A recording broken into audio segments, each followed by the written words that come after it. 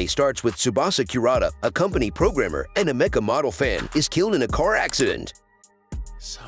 Tsubasa is reincarnated as a young boy named Ernesti Echevarria in the formidable kingdom in a world where magic exists. After witnessing his father Matthias defeating a demon beast in a mech called Silhouette Knight, Eru is motivated to be a Silhouette Knight pilot, Knight Runner, so that he too can ride one as well. During his magic training, which he excels, he befriends the twins, Adeltrud and Archid kid Olter. When the trio finally enrolled at Lehiala Academy, directed by Eru's grandfather, he learns he cannot pilot a Silhouette Knight as he is too young and short, but he is allowed to skip middle school classes after impressing his teachers with his power thanks to his gunblade magic rod. As Eru becomes 12 years old, he joins a class training trip between the middle and high school students at Clockay Forest. There he meets Stefania Sarati, the Olter's older half-sister who share a complicated relationship since Addie and Kid are illegitimate children. Later that night, the class camp is attacked by a swarm of demon beasts. Eru, Addie, and Kid rescue Stefania and the rest of the students with the help of their high school seniors riding Silhouette Knights. Ernie is with me! Eru realizes something big must have scared the demon beasts into going to their camp and witnessing the behemoth appears. As the students evacuate, the senior student Silhouette Knights led by Edgar fight and distract the behemoth. Dietrich runs away in fear, and Eru follows him, knocks him out, and steals his Guar Silhouette Knight. After improvising the Guar's controls and improving its movements using his magic and programming, Eru rides the Guar into battle and rescues his seniors by stabbing the behemoth's left eye with a sword. Despite help from the kingdom's Silhouette Knights, the behemoth is too strong due to its thick armor and fire breath. To defeat it, Eru jumps onto the behemoth's head and casts sliding into its wounded eye, which transmits to its brain, killing it. At sunrise, the surviving Knight Runners are shocked to discover Guar's pilot was not Dietrich but Eru. Having a fun experience riding a Silhouette Knight, Eru tells his friends that he plans to make a custom Silhouette Knight for himself. Eru is summoned by the king who wants to reward him with any prize he wants for defeating the behemoth. Much to his shock, Eru asks for the classified schematics of an ether reactor, the heart of a Silhouette Knight. When Eru explains he wants to make his dream Silhouette Knight and ride it as his hobby, the king is amused with his answer and agrees to Eru's request if he could build an improved Silhouette Knight first.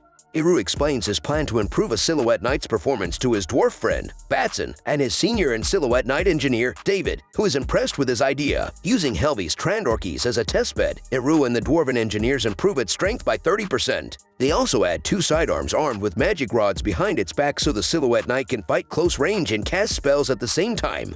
With the improvements done, the Trandorkies, now renamed Telestale, performs well in its first test run. Later, Helvi's Telestale battles Edgar's Urkumber in a mock match and almost wins before the Telestale Monitor runs out.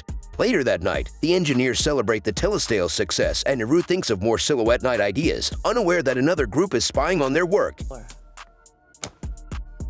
While Eru and the engineers try to find a way to fix the Telestale's high mana consumption, Eru also builds weapons for the Silhouette gears including an automatic crossbow. Under Marquis Dixgard's orders, the Order of the Scarlet Rabbit has 3 Telestale Silhouette Knight brought to Fort Cassatus where the Marquis will inspect and test the knights personally.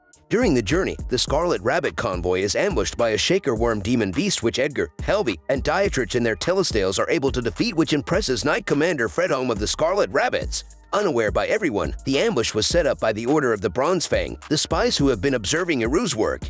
At Fort Cassatus, Marquis Dixgard, who dislikes Eru for breaking the status quo on knight design, meets Eru personally. After telling Eru that he will be reporting all new Silhouette Knight design to the king, the Marquis is flabbergasted that Eru doesn't mind nor is he interested in fame or riches since he wants to make newer and better Silhouette Knight. As Eru's friends head to Fort Cassatus to get him, the Order of the Bronze Fang causes a demon beast to attack a nearby village to lure out the Order of the Scarlet Rabbit so they can attack Fort Cassatus. Lady Kurhild and the Bronze Fang Knights manage to sneak into Fort Cassatus and hijack the Fort Silhouette Knights including the 3 Telestales. Kurhild and 2 of her subordinates escape the fort with 2 of the Telestales. Eru dons a Silhouette gear and helps Commander Fredholm defeat the intruders in the fort. That brat! He's just screwing with me! The next morning, Marquis Dixgard is shocked to discover the intruders that attacked the fort and stole the Telestale were using curse bait, a forbidden concoction that attracts demon beasts and turns them crazy. Days later, Eru and his friends are thanked by King Ambrosius for their work and also create a new order of knights called the Order of the Silver Phoenix led by Eru to research and create better Silhouette Knights. Telestale is sent to the Fremavilla Kingdom's top research lab, whose directors hope to make their own Silhouette Knights to impress King Ambrosius.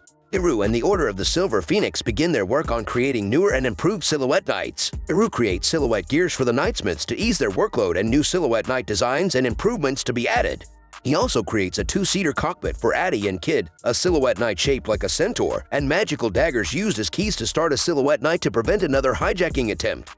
Iru and the Order of the Silver Phoenix head to the capital to face the Silhouette Knight Laboratory's Kalito Darsh models in front of King Ambrosius and his ministers. The match between the Order of Silver Phoenix and the laboratory team ends in a draw. Sometime later, Iru and his friends graduate from Lehiala and move with the rest of the Order to Fort Orosius to dedicate themselves to Silhouette Knight development. And King Ambrosius decides to retire and leave the kingdom to his son, Leademus. He then approaches Iru and asks him to develop new, exclusive Silhouette Knights for himself and his grandson, Prince Amrise. Iru produces 2 units with the same capabilities, one colored silver, Gilbariga, and the other colored gold, Goldleo. When both decide to choose Goldleo, Ambrosius and Amrise decide to settle it with a duel, with Amrise claiming the victory and Ambrosius accepting Gilbariga. Iru soon realizes that Ambrosius was actually testing his grandson's skills. When a large group of shellcase beasts head for Alfheim, the city where the ether reactors are developed and home of the elves, the Order of Silver Phoenix is dispatched to help defend it, along with Ambrosius and Amrise. With the power of the new units, Iru and co. easily defeat the attackers, with Iru killing the shellcase queen by himself. After the battle, Ambrosius finally accepts Iru's request to let him learn the secret of how ether reactors are created and takes him to Alfheim, where he is granted permission from the Great Elder Kitli, the leader of the elves. He then spends 3 months there to learn the process. He returns with Ambrosius's permission to use the catalysts of the Behemoth and the Shellcase Queen he killed to create a custom ether reactor and use it to complete his own personal Silhouette Knight, Ikaruga. The Zalodic Kingdom starts a war to conquer the entire western continent. Using their newest models of Silhouette Knights and transport airships, the forces of Zalodic easily bypass the defenses of the Kingdom of Kushpercha. With defeat inevitable, the king requests a duel with the commander of the Zalodic forces, Prince Cristobal, to buy enough time for his daughter, Princess Eleonora, to escape. The king loses and is killed, but Eleonora ends up captured by the enemy forces, along with her Aunt Martina and cousin Isidola. In response, Leademus sends the Order of Silver Phoenix along with Amrise to investigate the situation. After easily defeating the enemies guarding the border, they discover that their Silhouette Knights have the same technology as the telestale stolen from Fort Cassatus, concluding that the thieves were tied with Zalodic. Upon hearing that Eleonora is being forced to marry Cristobal, Iru and co. start making plans to rescue her, but news about their presence reaches Cristobal, who sends Gustav Mardons to track them down. Upon meeting Iru's party, Gustav attacks them, but when they prove themselves too strong for him, he retreats, assisted by Lady Kurhild. Oh, so that withdrawal was strategic? Using special silhouette gears, the Order of Silver Phoenix successfully rescue Eleonora, Martina, and Isidola. Once reaching safety, Iru's party establishes a base at Nishiri and agrees to provide the remaining Kushperchan forces with upgrades to their Silhouette Knights in exchange for the scraps of all enemy units defeated by them. With these new upgrades, the Kushperchan easily fends off an enemy attack on the city, and Lady Kurhild is ordered to launch a surprise attack on the Silver Phoenix's base to recapture the princess in exchange for having her family's name restored. However, Iru and his friends were prepared and easily defeat and capture the Bronze Fang Knights, with Lady Kurhild killed in a battle against Edgar. So, you feeling any better?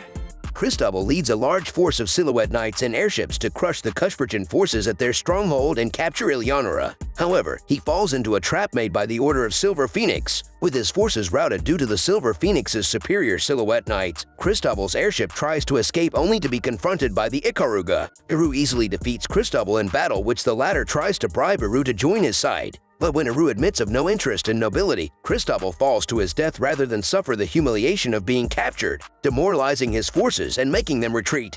As the combined Silver Phoenix and Kushperchan forces retake their lands, Horatio Gages, Zalodic's top scientist, promises Princess Catalina that he will build a new weapon to avenge her brother's death. Eleonora becomes Queen of Kushperchan and declares the rebirth of their nation. Months later, the Silver Phoenix and Kushperchan forces finally retake a fortress held by Zalodic, but Horatio's new weapon, a giant airship, attacks them. The Viver, Zalodic's newest weapon, battles the Ikaruga. Iru is unable to take down the Viver due to its defenses and is forced to land the Ikaruga after the Viver's chaff smoke damages its jet engines. The Viver is forced to withdraw after exhausting its mana trying to destroy the Ikaruga. As Iru and his allies withdraw, Horatio repairs and installs a bigger ether reactor in the Viver to give it more power, and Gustavo receives the Zalodic's royal family Silhouette Knight.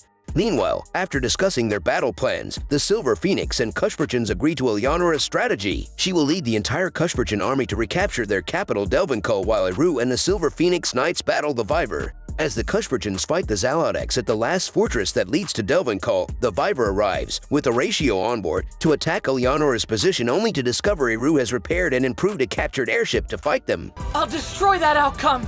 After drawing the Viver away from the battlefield, Iru's party launches an attack with javelin missiles loaded with oil that, once ignited, surrounds the enemy ship in flames.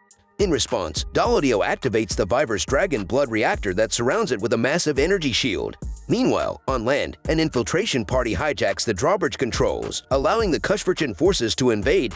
Back to the sky, Eru breaks through the Viver's energy shield and attacks it directly, defeating it. In a last effort, Daladio takes control of the Viver and attempts to ram it on the Cushperchan base camp to kill Eleonora, but Eru and Kid stop him, taking down the Viver for good. After the battle, the Cushperchan forces take control of Delvincourt and Catalina poisons herself to death to avoid capture, thus ending the war with Zalodex's defeat and Eleonora recognized as Cushperchan's de facto ruler. After that, I'll go back to being queen. Back to Flammavilla, Ambrosius commends the Order of Silver Knights for their efforts and awards Eru with his own laboratory. The airship's technology is spread along the neighboring countries, ushering a new era of trade and transportation across the continent. Airships would also be filled with trials and accomplishments.